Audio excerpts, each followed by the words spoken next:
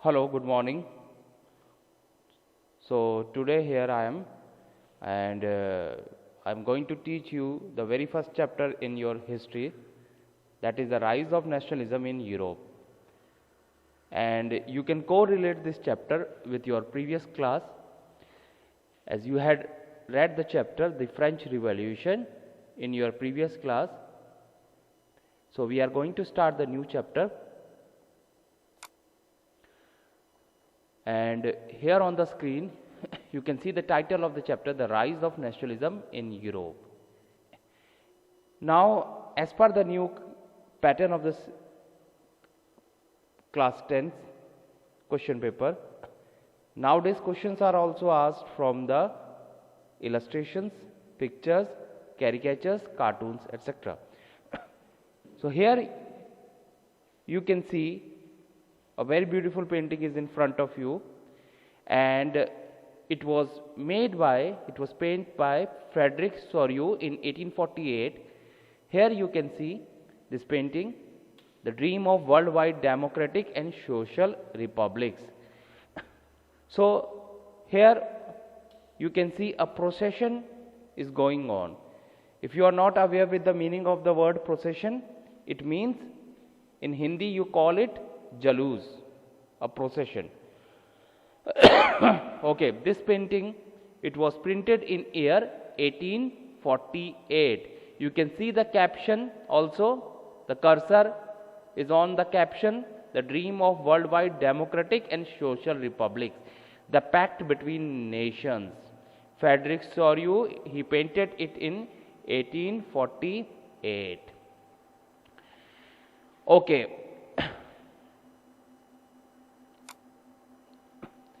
Now, he visualized the world as a democratic and social republic. And here you can see the first print.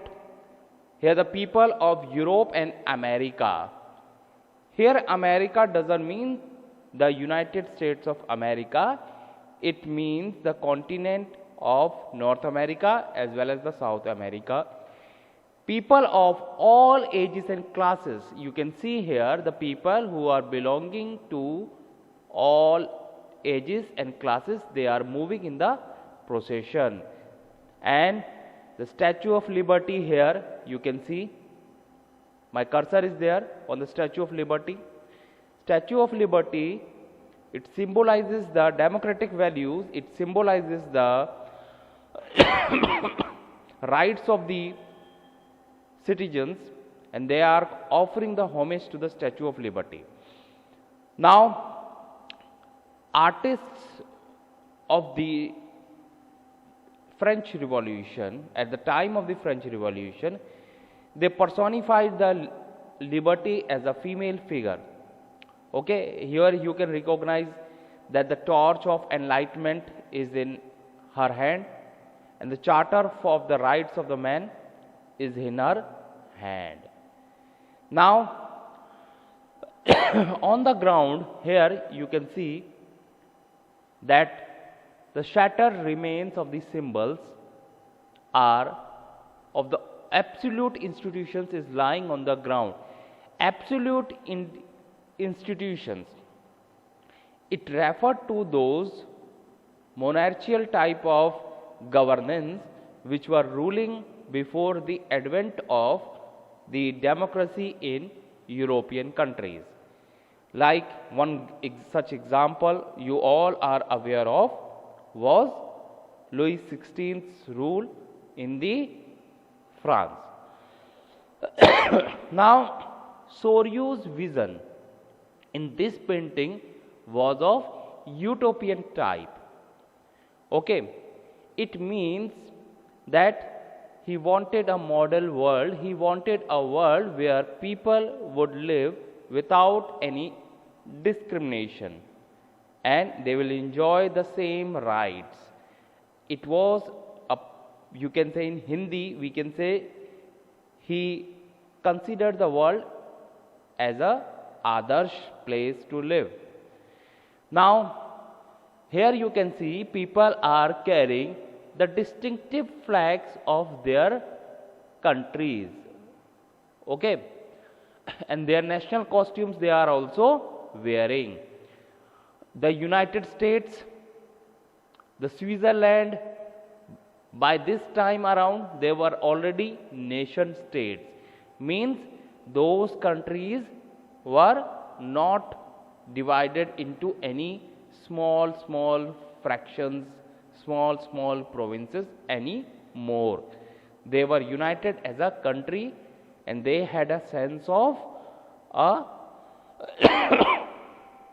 single country. Okay, France, you can see the revolutionary tricolor of the France is there, and the France is followed by the people of Germany. They are bearing their traditional colors, black, red and gold flag. Now here one thing is very interesting, that Soryu, when he created this image, sorry, Germany was not a united nation by that time, but still they were, the people of Germany, they were having that inner desire, a burning desire to see their country as a united nation. And following the German people are the people of Austria. Austria is also one of the European country. Then the kingdoms of two Sicilies, Lombardy, Poland, England, Ireland, Hungary and Russia. And you can see in the painting that from the heavens, even the Jesus Christ, the angels, they are also blessing the people.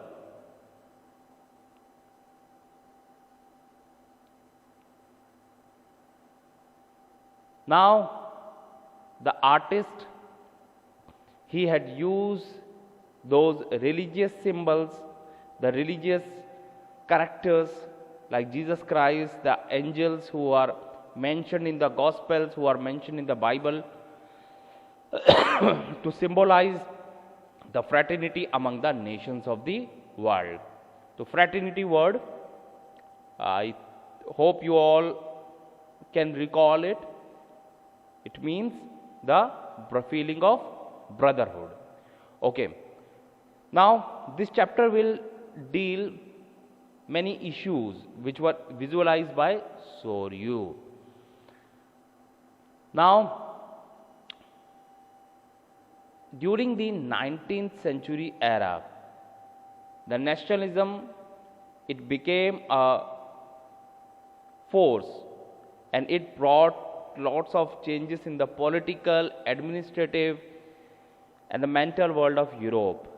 The Europe which was divided into small kingdoms and which were controlled by the feudal lords, which were controlled by the monarchies, those all systems ended up. And in place of all those small kingdoms came the nation state. And the concept of the modern state, which we see nowadays in the form of the democracies. For example, our country India is also a democracy. And here you know that how the power is decentralized. The union government is at the helm of the power and they take control of everything. They manage the most important affairs for the country. Whereas the states, they are also given the power to take decisions on certain issues, on certain subjects. So in a nation state, just like our country, the people, they develop a sense of integrity, they develop a feeling of belonging to a common country. They feel that they share a common culture. And this commonness, this feeling of togetherness, this feeling of See, this feeling of having affection for the country, it didn't come overnight. It took, you can say, a certain period of time, and through the struggles of the nationalist leaders, the idea of the nation state, it took a concrete form. Now, this was the introductory part of the chapter, and now we would cover up the next segments of this chapter, and I hope you all would have got the idea that what we are going to study in this chapter.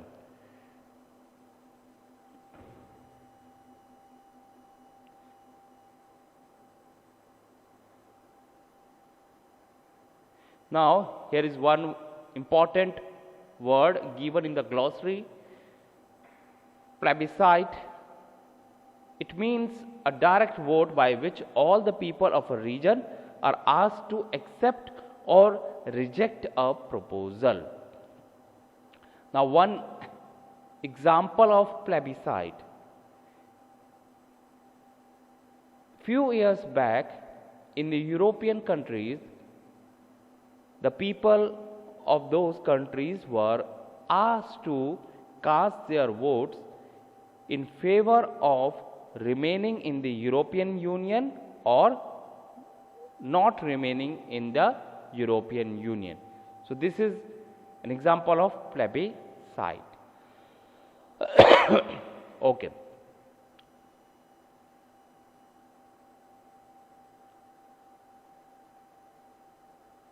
So, the main part of the chapter I am about to start. Okay. Now, before starting this main part of the chapter, I want to give you some characteristics of the nation state. First of all, in a nation state, the people, they have a feeling of affection towards the motherland. They feel that no matter if there are any cultural diversities existing in the country, they have a feeling of togetherness. They feel that we share a bonding and have a respect for the motherland. Now, these all the attributes which I had mentioned, they became the basis for the nationalism. Okay.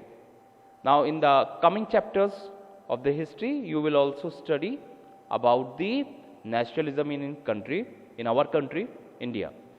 So, first we are going to start the first section of this chapter, the French Revolution and the idea of the nation. Okay. France, we all know that it was a monarchy, and an absolute monarch, the Louis XVI of the Bourbon family, was ruling over the France. And you can recall that how the French society was divided into the three estates. There was a clear discrimination between these three estates. The people of the third estate, only they were supposed to pay the taxes and do the hard work. The first estate and the second estate, they enjoyed the privileges. They were exempted from paying the taxes, and they were the one who were the policy makers. The resources were concentrated in the hands of the selected few. So, the major portion of the French society, the French population, was under the exploited state. Now, the French Revolution, it holds a very important place in the world history, because it was the very first type of uprising in the world history which brought a great change, and it shaped the destiny of not just France, it set a very great example for the rest of the world, that how the citizens should be treated in a country, how they should be treated, what type of rights they deserve, and in what way democracy is important. Now, without dwelling too much into that topic, we are moving forward. The French Revolutionary, from the very beginning, they introduced various measures and practices so that the people of France, they can feel that they belong to a common motherland, and for that they gave some ideas.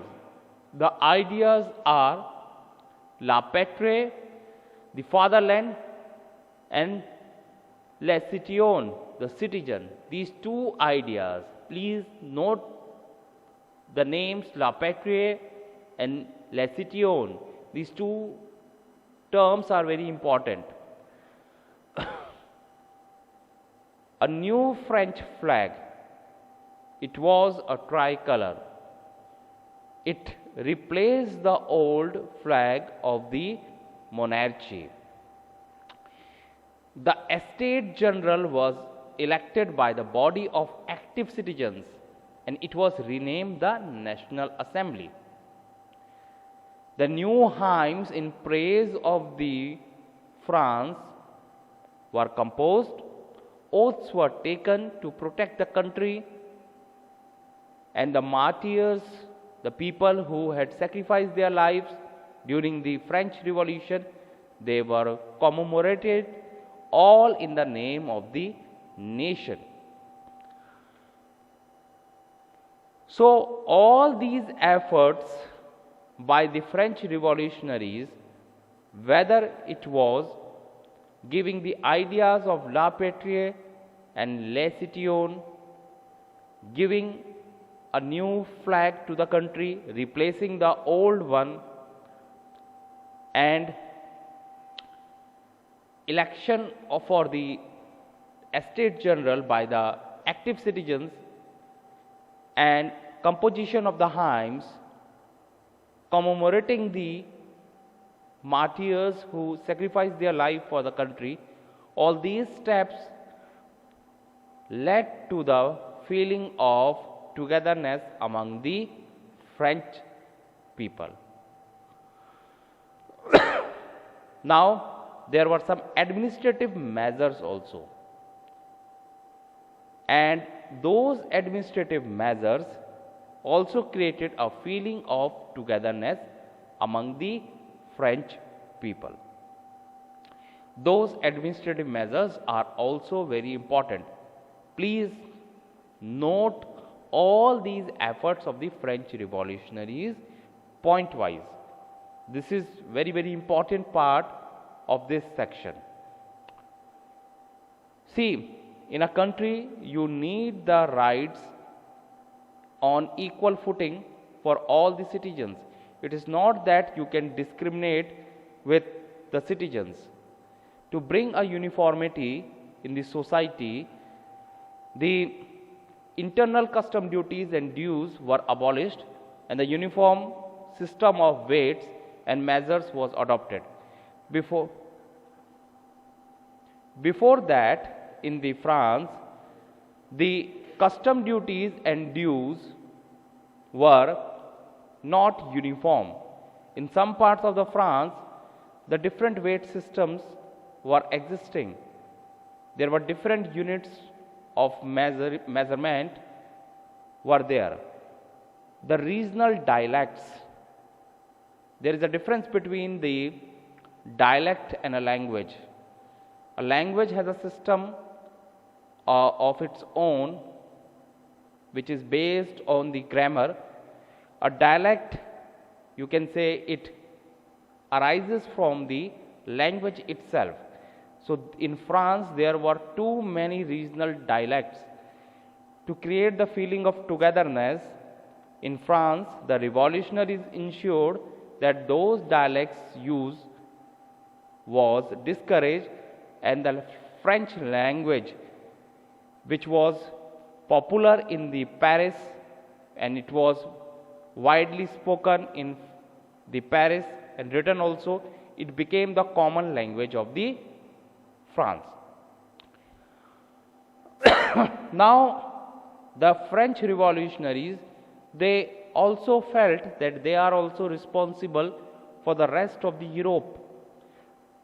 It was not that they were content with the liberation of the France from the clutches of the despotic rule of the king.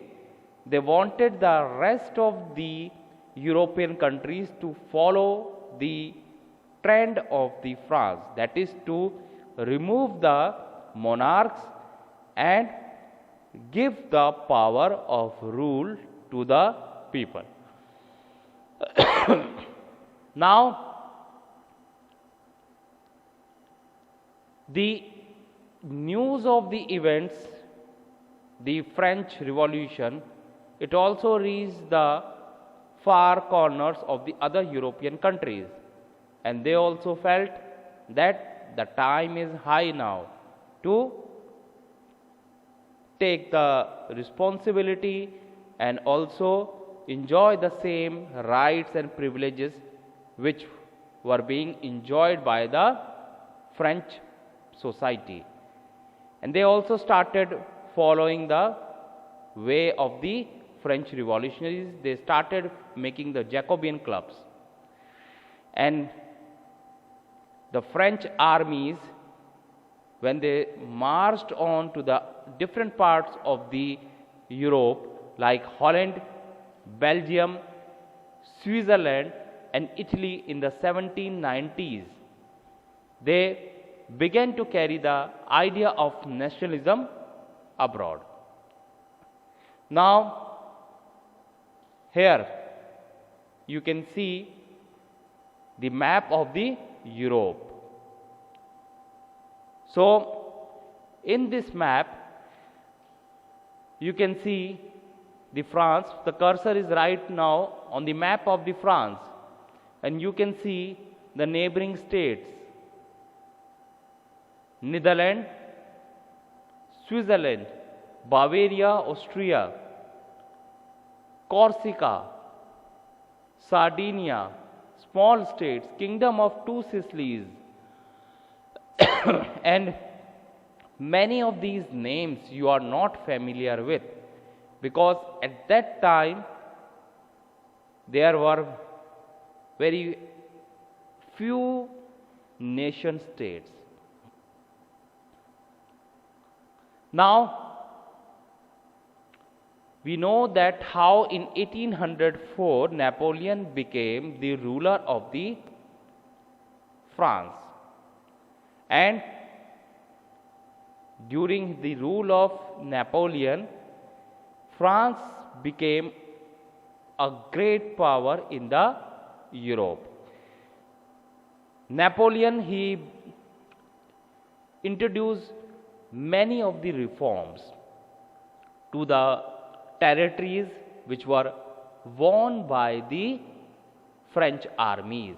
Already those reforms were the part of the French society.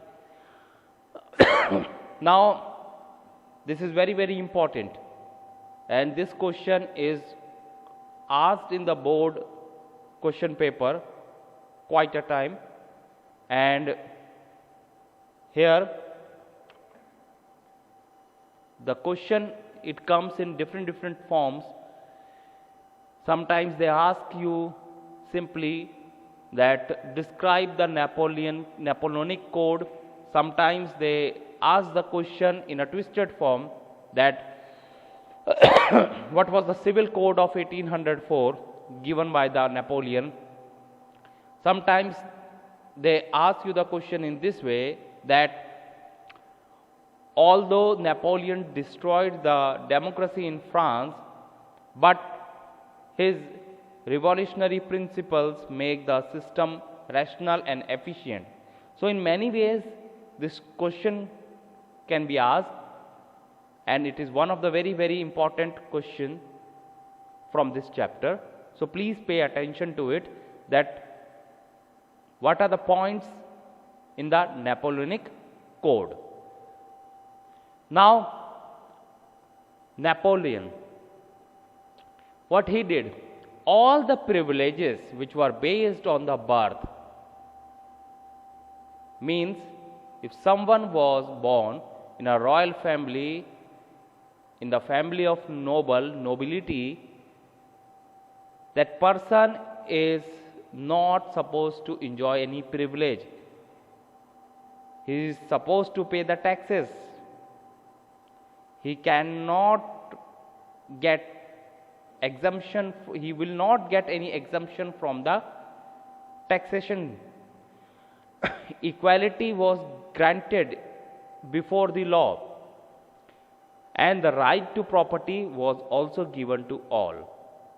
Now, this Napoleonic Code, it spread in the other corners of the Europe by the French military expeditions under the Napoleon. In the Dutch Republic, means Holland, in Switzerland, in Italy and Germany also. Here, what Napoleon did, he simplified the administrative division. He abolished the feudal lord system, and the peasants who were bound to work under the serfs, who were supposed to serve freely, they were also doing the bonded labor, he freed them. In the towns, the guild restrictions were removed by the Napoleon. Transport and communication systems were also improved. Peasants, artisans, workers and new businessmen, they enjoyed a newfound freedom. Businessmen and small-scale producer of goods, they began to realize that uniform law, standardized weights and measures, and a common national currency are how much important, and that would really boost their businesses, and it will facilitate the movement and exchange of goods and capital from one region to another. But you cannot say that in true sense the French attack on the rest of the territories of the Europe was welcomed by the people. Now, initially in Holland and Switzerland, especially the cities of Brussels, Mainz, Milan and Warsaw, the French armies were welcomed, and people, they had very high hopes, but it soon turned to hostility. The political freedom which was enjoyed by those people, it didn't go in sync with the new administrative arrangements, plus the new taxation system in which the taxes were quite high, there was censorship, and the French armies, as they were bound to conquer most of the Europe, the rest of the Europe, it outweighed the advantages of the administrative changes. Now, I'm going to show you a video from the Tata classes so you can